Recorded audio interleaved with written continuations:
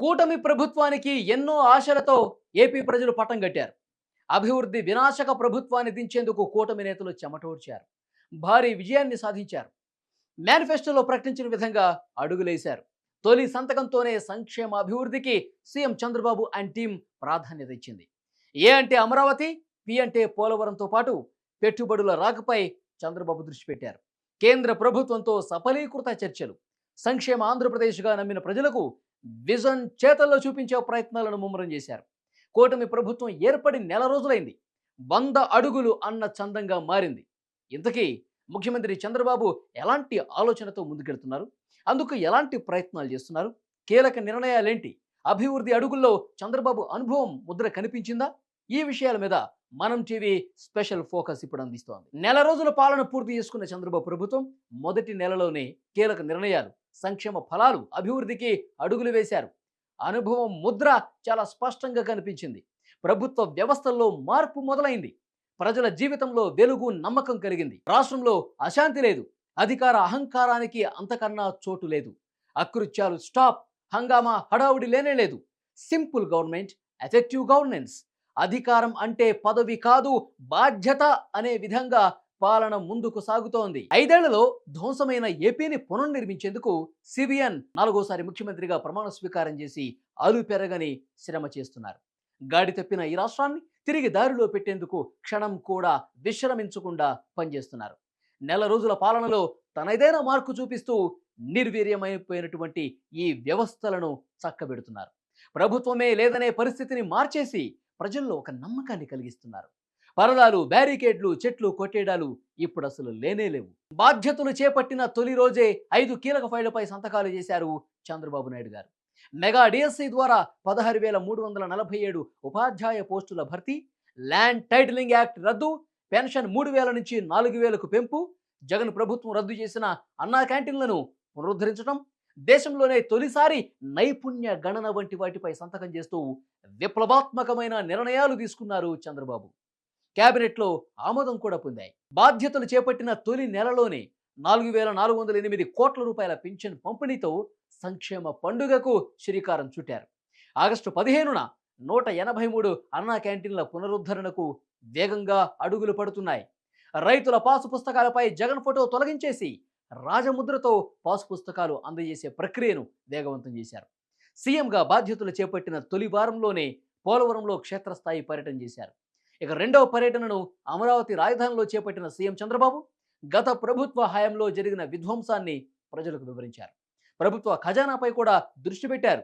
ఖర్చులను తగ్గించాలన్న ప్రయత్నంలో భాగంగా రచ్చబండ మీద కూర్చుని పింఛన్ల పంపిణీలో చంద్రబాబు పాల్గొన్నారు. ఇక మచిలీపట్నంలో దివ్యాంగురాలైన సీమా పర్వీన్కు నిబంధనల పేరుతో పెన్షన్ తీసేసిన జగన్ ప్రభుత్వంపై నాడు ఆ విషయంపై ట్విట్టర్లో సెల్ఫీ ఛాలెంజ్ చంద్రబాబు చేశారు. సీఎంగా బాధ్యతలు చేపట్టాక సమస్యను గుర్తుంచుకుని జిల్లాలోని మొదటి పెన్షన్ను దివ్యాంగురాలైన సీమా పర్వీన్కు అందేలా అధికారులు ఆదేశాలు ఇచ్చారు.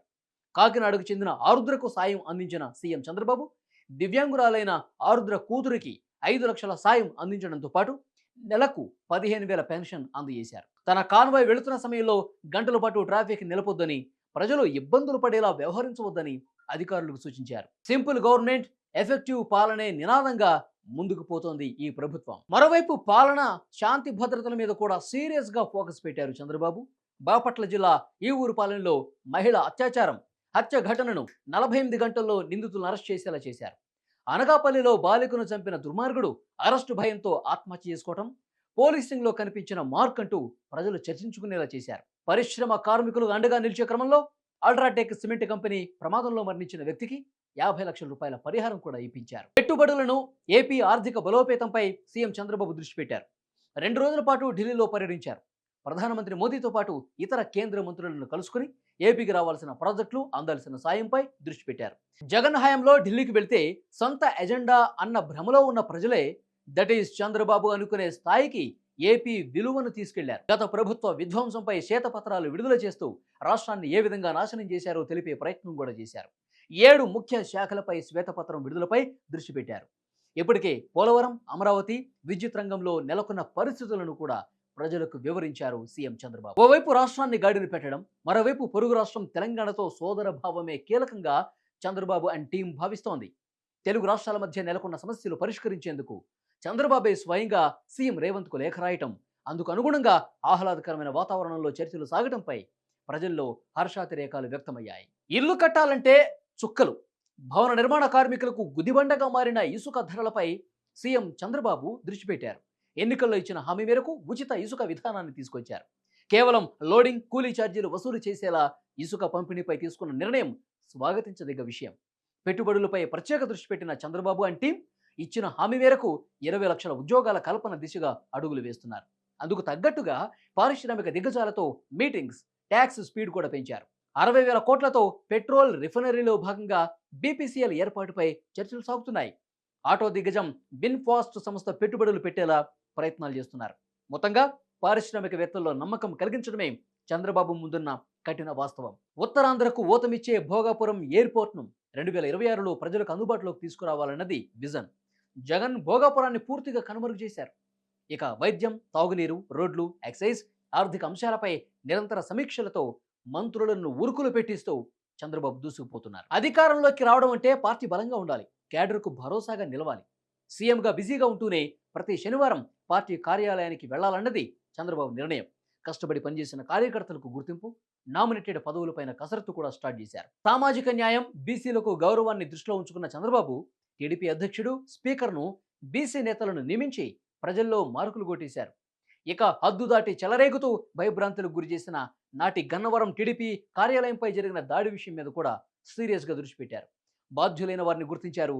71 మంది మీద కేసులు, అరెస్టుల పర్వం అక్కడ కొనసాగుతోంది. జగన్ అడ్డగోలు దోపిడీకి చెక్ పెట్టారు. పార్టీ పేరుతో తీసుకున్న స్థలంలో నిర్మిస్తున్న అక్రమ నిర్మాణాన్ని కూల్చివేతతో వైసీపీకి చెక్ పెట్టారు. జగన్తో అంటగాగిన అధికారులను దూరం పెట్టడం, సిస్టమ్, టాలెంట్ ఉన్న అధికారులకు అవకాశం కల్పిస్తూ కీలక పోస్టుల్లో వారిని నియమించే ప్రక్రియను వేగవంతం చేశారు. గత ప్రభుత్వ పాలనలో మద్యం, ఇసుక, మైనింగ్ వ్యవహారాల్లో చర్యలకు శ్రీకారం చుట్టిన కూటమి ప్రభుత్వం అద్భుతంగా అభివృద్ధి దిశగా ముందుకు పోతోంది. గతానికి భిన్నంగా సూపర్ నిర్ణయాలతో దూసుకెళ్తున్న సీఎం చంద్రబాబు తెలుగునాట సూపర్ సీఎంగా నిలవటం ఎంతైనా అభినందించదగ్గ విషయం.